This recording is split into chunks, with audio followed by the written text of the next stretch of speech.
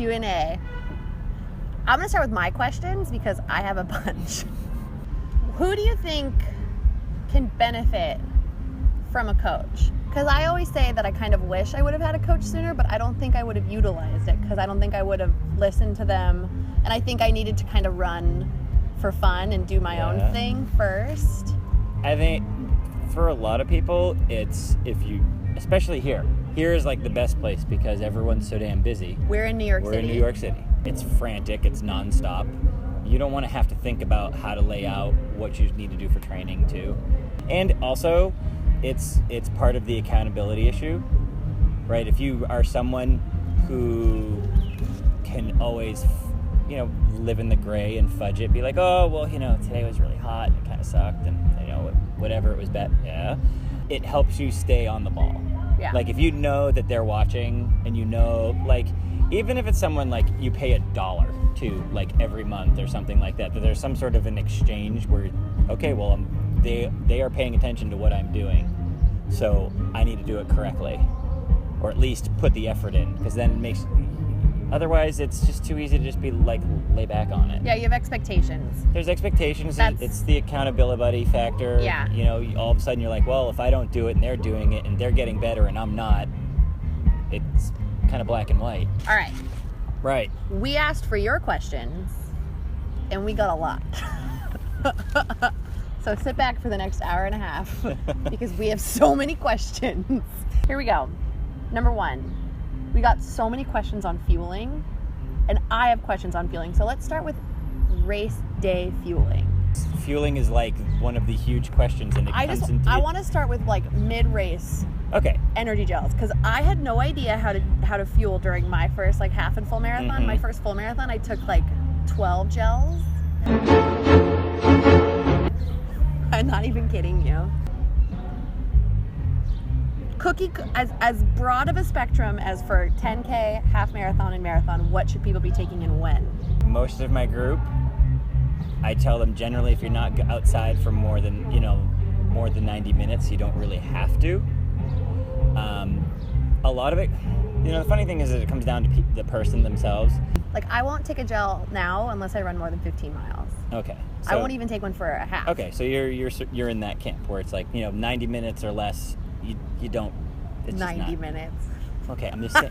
I'm using a general number. 2 hours. Right. It's also different. So it's also different between training and racing. When I have them train, I typically say, if it's more than 90 minutes, bring one. Yeah. If it's less, don't. But if it's a race, like a half, I'll always bring in 2 with me. A gel? Yeah. Well, I don't do gels. I do honey stinger chews. Choose. It's a personal thing, and yes, it's something that you have to practice in practice. Yeah, you got to test everything, and there's a lot of stuff out there. What's a good rule of thumb for every time you should take an energy gel? We have the 90 minutes. Right. If you run for more than 90 minutes, but then do you take it before the race or do you take it mid? So I always have everybody, if you're doing a half or more, or even if it's a 10K, if you're just worried about having fuel in your stomach because you didn't really, 10K is 5 miles, maybe you don't eat breakfast, but you throw one of these suckers in, 20 minutes before you start. Take one. Yep. If you didn't eat. Yep. Okay. Just to have it that way, it's the way you have time to let it settle. You don't have to worry about it sloshing around if you're doing gels or chews or whatever. There's stuff like Genucan and the powders and stuff like that. They're a little bit mellower, but then there's always the worry that if you're having too many fluids in the morning, then your stomach becomes the slosh machine. Exactly, and then that's even worse. So there's that, and then on the course, half marathon. If you practice consistently.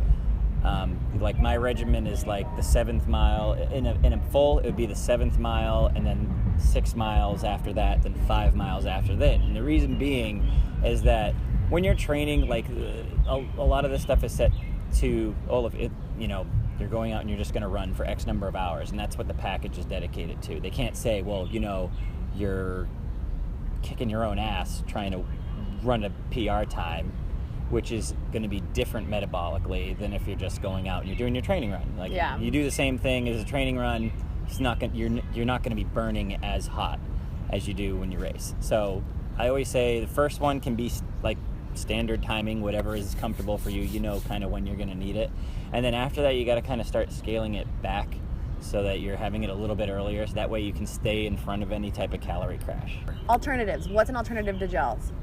There's gummy bears. People do that. Gummy bears. Twizzlers. Yep, there's that. There's Fig Newtons. Swedish fish. Swedish fish. I'll eat those. I had a guy that ate mini carrots and mozzarella in the run. He had carrots and string cheese in his Picky bars. Yep, Picky Bars. Picky Bars and Cliff Bars as pre-race fuel are great. Dates, like coconut-covered dates.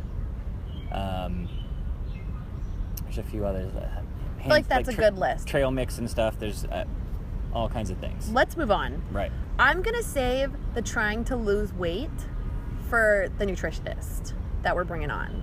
Just because I feel like that's such a difficult question. But here's the one thing that I bet you can agree with me on as people who have lost a significant amount of weight. Mm-hmm. Lean proteins, vegetables, and fruits. Like and whole grains. Like you literally cannot outrun a bad diet. Portion control and good food.